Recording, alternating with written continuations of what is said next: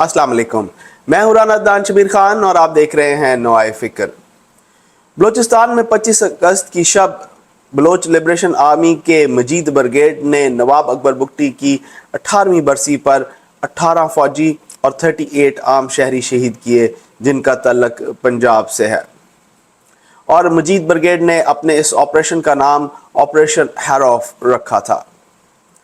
Pakistan institute for conflict and peace studies के मुताबिक गुज़िश्ता बरस बलूचिस्तान में कम अज़ कम 170 दहशतगर्दी के हमले हुए, जिनमें 151 आम शहरी और 141 सिक्योरिटी अहलकार शहीद हुए।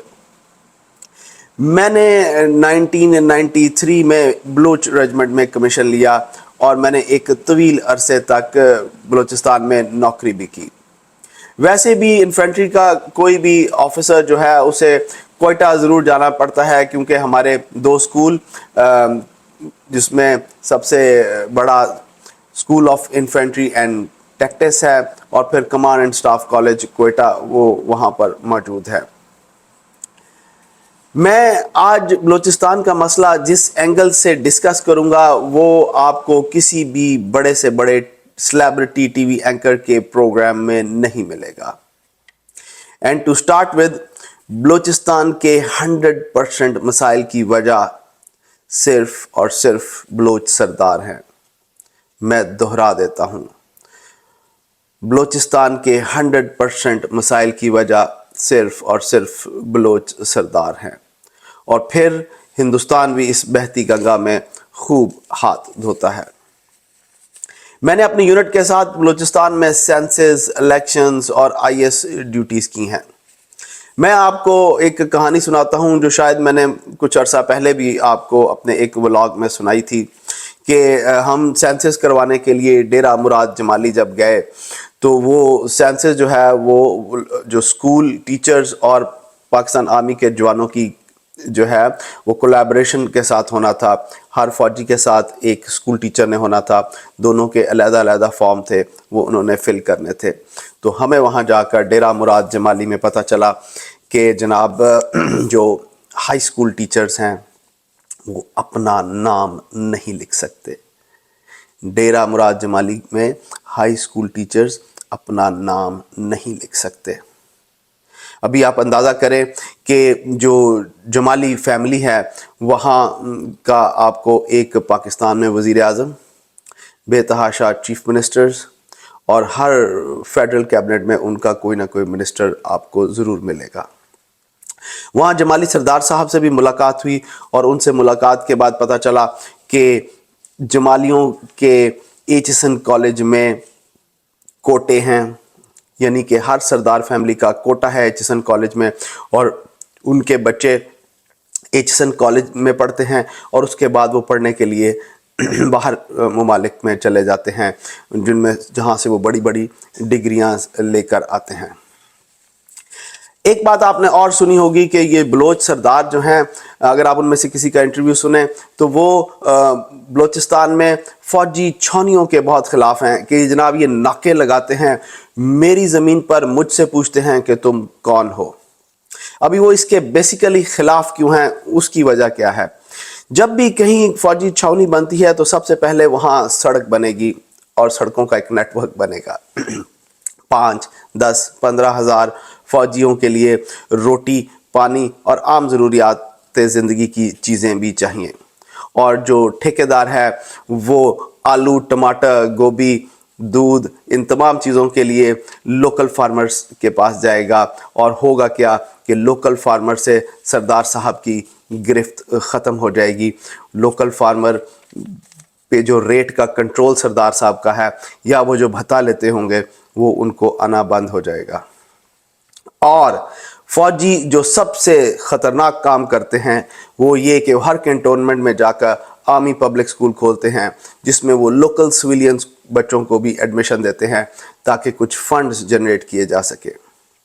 एक आम बलोच शहरी का बच्चा, एक गरीब का बच्चा, एक लाहौर में रहने वाले मेजर साहब या कप्तान साहब के बच्चे के साथ वाले बेंच पर बैठकर पढ़े, ये सरदारी सिस्टम की मौत है। बलोच सरदार बलूचिस्तान के रिसोर्सेज और अवाम पर अपना कंट्रोल चाहते हैं।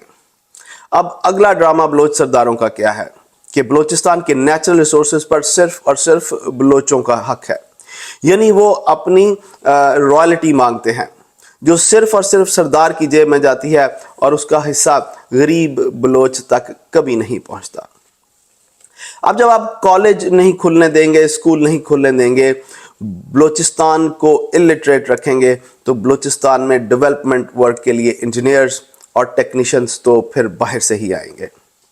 और फिर हिंदुस्तान के लिए, पाकिस्तान में दहशतगर्दी के लिए बलोचिस्तान एक इजी टारगेट है।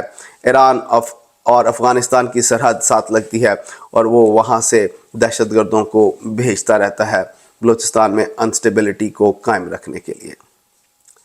जो चाइनीज़ और पाकिस्तानी इंजीनियर्स और सिक्योरिटी पर्सन्स को टारगेट करते हैं, वो तमाम मजीद ब्रिगेड, BLA या BLF जो हैं, इनके पीछे हिंदुस्तान का पैसा आपको मिलेगा ताकि CPEC किसी भी तरीके से ना चल सके, पाकिस्तान में इकोनॉमिक स्टेबिलिटी ना आए, पाकिस्तान में फॉरेन इन्वेस्टर ना आए, क्योंकि सिक्योरिटी सिचुएशन बलूचिस्तान में बुरी है। अब बात कर लेते हैं मिसिंग पर्सन का ड्रामा। ये एक्चुअली सिर्फ और सिर्फ एक बयानिया है। बुगटी साहब को जो इन शहीदों का चढ़ावा मजीद ब्रिगेड ने दिया, वो उनको कितना सवाब दिला सकेगा और जन्नत में उनके कितने को दर्जात बुलंद होंगे, ये तो अल्लाह ही बेहतर जानता है। लेकिन एक बात मैं आपको बता दूं कि दहशतगर्द जो होता है उसकी कोई नस्ल, कौम, कबीला या मसलक नहीं होता, वो सिर्फ और सिर्फ दहशतगर्द होता है। किसी बलोच ने किसी पंजाबी को नहीं मारा, एक दहशतगर्द तंजीम ने पाकिस्तानियों को शहीद किया है, जिसका मकसद सिर्फ और सिर्फ पाकिस्तान में खौफ व हरास फैलाना, सुबाइयत को हवा देना और एक ख़ास टिपिकल बयानिए को हवा देना है। हमें बतौर पाकिस्तानी नफ़रत के इन बयानियों को ख़त्म करना है, स्नब करना है।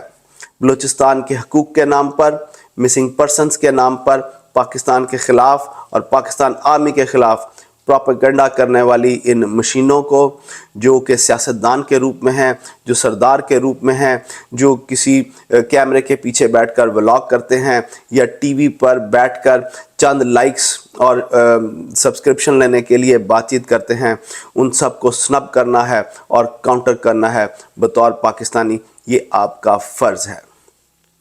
हुकूमत क्या करेगी और कब करेगी, इसका इंतज़ार आपने नहीं करना। आप जिस पोजीशन पर भी हैं, जिस जगह पर भी हैं, आप अपना फ़र्ज़ अदा करें। मैं आपसे इजाज़त लूँगा। अल्लाह आप सबको आसानियाँ नसीब फरमाए और आसानियाँ तकसीम करना नसीब फरमाए। अस्सलाम वालेकुम।